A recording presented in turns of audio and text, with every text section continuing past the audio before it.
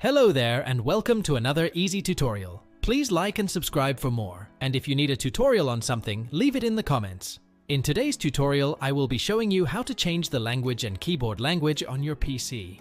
Start by going to the search bar of your PC, type in Language Settings and open it up. At the top of this screen, you can choose the general language of your PC. To add one to the list at the top, click on Add a Language under this list. As you can see, there are a lot.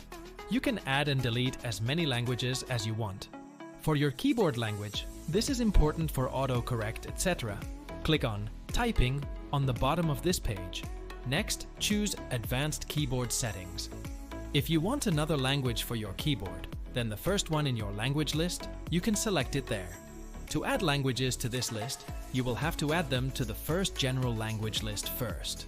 You can also select Use a different input method for each app window, and use the desktop language bar when it's available, but I don't recommend this as it gets messy then. Thanks for watching, and let me know which easy tutorial you want next.